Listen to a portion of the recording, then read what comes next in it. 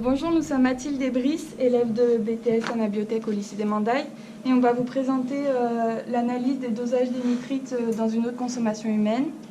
Donc pour les différencier et les définir, les nitrates NO3-, ce sont des engrais qui sont présents dans les sols, qui sont non néfastes pour l'homme et l'environnement, mais en trop grande concentration dans les milieux aquatiques, ils causent l'eutrophisation et donc l'asphyxie de ceux-ci. Les nitrites NO2-, ce sont les produits de la dégradation des nitrates par certaines bactéries et ils sont toxiques pour l'homme et susceptibles d'être cancérigènes. Ce sont des conservateurs qui sont utilisés en agroalimentaire notamment pour garder la couleur rosée du jambon par exemple. Mais depuis une dizaine d'années, les producteurs ils assurent de plus en plus une composition sans nitrites, ce qui apporte une certaine sécurité aux consommateurs. Alors du coup, pourquoi on recherche pourquoi les nitrites sont dangereux pour l'homme? Donc comme l'a dit Mathilde, c'est parce que déjà ils sont cancérigènes et parce que aussi ils provoquent la méthémoglobinémie, donc qui est l'oxygénation des cellules, qui peut se manifester par une cyanose.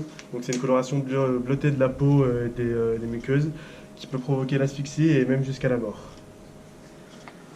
Donc où est-ce qu'on peut trouver des nitrites? Les nitrites, on les trouve dans certains légumes naturellement, tels que la carotte, la betterave, le radis, les blettes, la salade verte. Et on les trouve aussi dans l'eau du robinet, mais à une teneur limitée à 50 mg par litre. Voilà. Dans notre cas, on a donc choisi de nous spécialiser dans l'analyse des nitrites et dans une haute consommation humaine. Voilà, donc avant de manipuler, il faut faire gaffe à bien s'équiper. Donc par exemple, il faut avoir les cheveux attachés, comme Mathilde qui a les cheveux longs, du coup elle s'est attachée les cheveux. Il faut avoir des lunettes de protection, la blouse de laboratoire. Il faut avoir bien les chevilles couvertes pour pas qu'il y ait des éclaboussures ou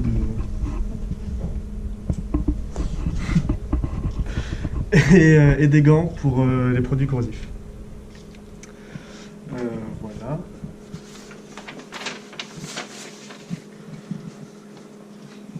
Donc ensuite, on va vous montrer notre protocole. Donc on va se déplacer par là. Donc on a créé une gamme de dilution à partir de laquelle on a fait une solution mère avec 0,0345 g de nitrite de sodium dans 100 ml d'eau distillée. On a fait à partir de la solution mère la solution Phi qui est une dilution au centième. Et ensuite on a notre gamme pour manipuler, on a besoin donc des gants, des lunettes et de la blouse, car on manipule les nitrites. Pour préparer la gamme de dilution et l'échantillon analysé, le rôle de la gamme d'élution, c'est d'avoir un certain nombre de solutions avec des concentrations qui sont connues, et elles sont mesurées au spectromètre pour avoir un résultat qui correspondra à l'absorbance de chaque solution. Et à partir de ça, on peut établir une droite d'étalonnage avec la concentration de l'échantillon en abscisse et l'absorbance en ordonnée. Et pour notre solution à tester, celui-là, donc de l'eau d'alimentation, on ne connaît pas la concentration, donc on la mesure au spectromètre pour connaître l'absorbance. Et grâce à ce résultat, on pourra reporter sur la droite d'étalonnage et connaître la concentration en nitrite de notre solution. Donc du coup là, on a déjà préparé la droite d'étalonnage. Il nous manque juste à vérifier l'absorbance de...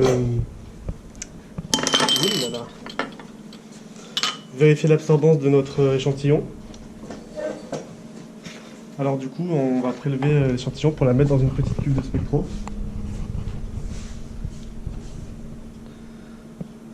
Donc je prends les gants et les lunettes parce que on manipule un réactif, le réactif de Zambelli, qui est toxique. Voilà. Donc on va refaire le blanc parce que la machine s'est éteinte. Donc on insère la cuve dans le spectrophotomètre. On fait le 0. Voilà. Ensuite, on récupère notre échantillon donc, que je viens de préparer. On met dans le spectrophotomètre et on fait mesurer. Bon. J'avais pas trouvé ça tout à l'heure. Ben, ça va pas changer grand chose. Du coup, normalement, on est censé obtenir un résultat positif. Donc là, j'ai pris un de la courbe de la droite d'étalonnage. Voilà, on est censé obtenir un résultat comme ça. Du coup, ensuite, une fois qu'on a fait ça, on obtient donc la droite d'étalonnage.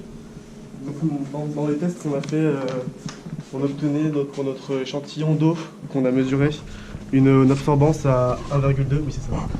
Donc là c'est notre droite d'étalonnage de tout à l'heure, donc on a mesuré l'absorbance par rapport à la concentration avec le spectrophotomètre. Et du coup tout à l'heure on a obtenu 0,012 il me semble.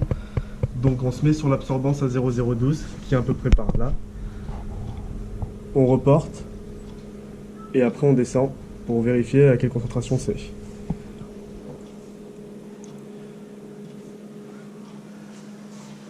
Donc là c'est à peu près 0,025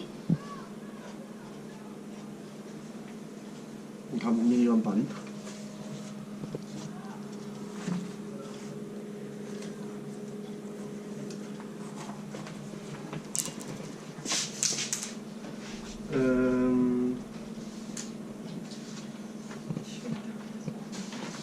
Et du coup, pour interpréter le résultat, on peut dire que notre échantillon d'eau analysé, il est conforme à la norme, car la norme de nitrite dans une eau de consommation humaine, elle est limitée à 50 mg par litre. Et là, donc, on est bien inférieur à la norme. Donc, notre échantillon à tester est conforme à la note et peut être consommé.